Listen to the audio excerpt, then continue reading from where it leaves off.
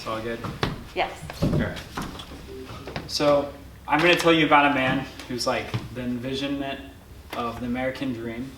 He was a track prodigy, and he even got to shake hands with Hitler, and he served as a B-27 bomber, and he actually crashed and was a POW. And it's a pretty crazy story. It's pretty inspiring for me, so I'm just going to tell you about his life. He was an Italian immigrant. His parents moved to America, and so he didn't really understand English, so it really was hard for him to do school and kind of just live in general. He was a pretty big troublemaker though, in school, and but because he didn't know how to speak English, a lot of people bullied him and stuff, and so his father taught him how to fight, and so he got in lots of fights every day.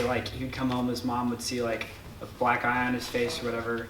He really would go around stealing stuff, so any pie, any food that was left out on the window of in the neighborhood, he would grab any liquor he could get his hands on. He would have stashes around his town of just booze or alcohol or whatever.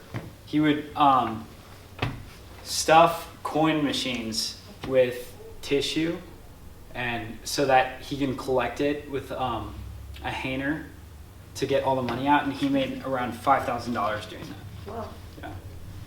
Well, his older brother was the exact opposite of him. He was always had good grades, was always doing good, and kind of tried to get him out of trouble. Well, he convinced him to join a track team, and really kind of channeled all this energy he had into track. And so Louis really hated track. He hated running, but his brother would actually chase him with a bike and a stick to train him. And so he eventually started really loving it.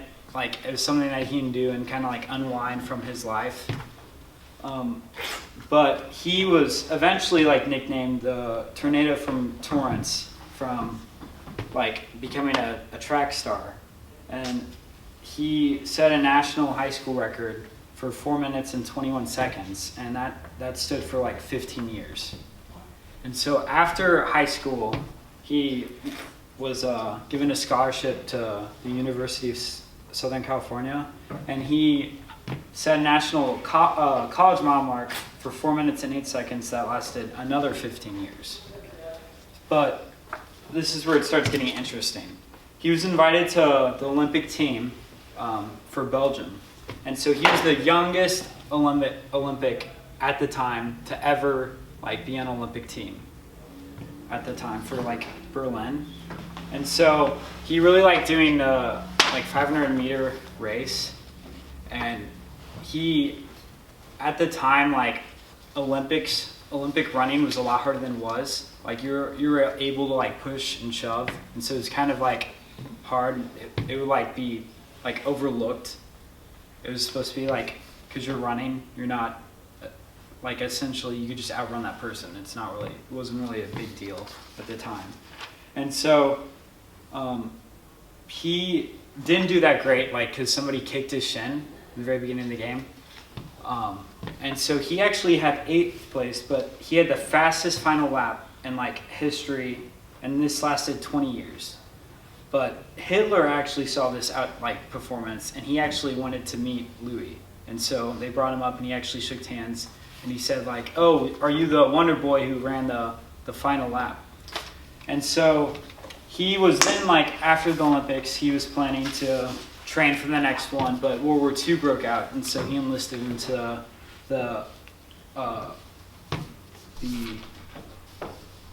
Army Air Corps, where he served as a B-24 Liberator bombardier for the 372nd Bomb Squadron.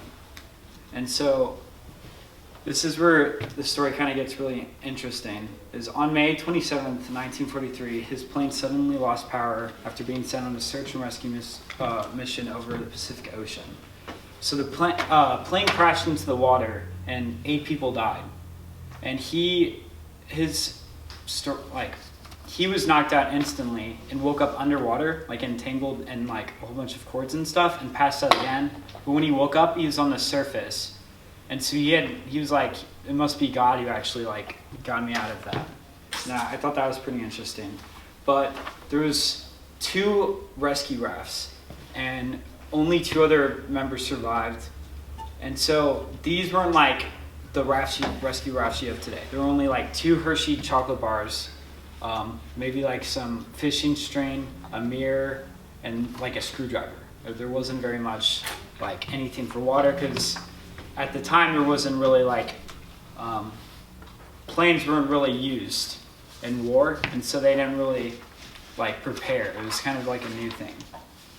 And so one of the guys ate all the chocolate bars the first night, and so they had no food at all. And he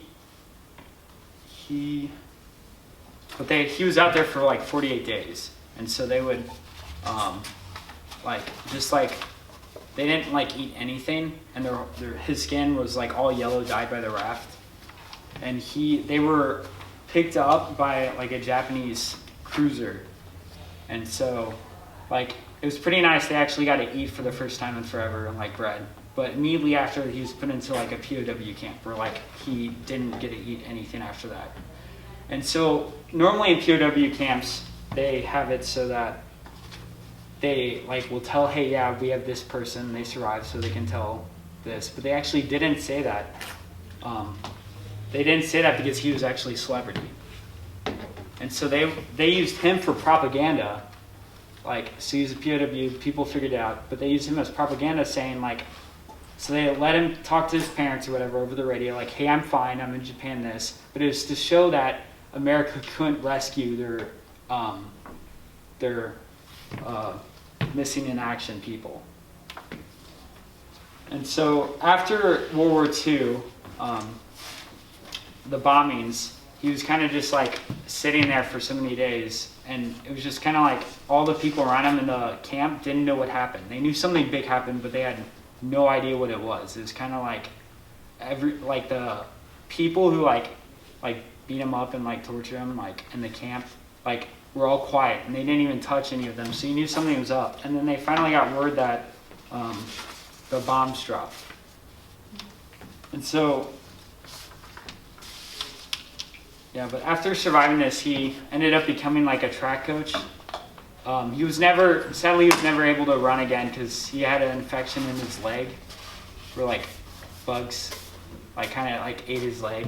And so he was never able to run again, but he ended up coaching a lot more people. And it's kind of like an inspiring survival story. But that's it. That's mine.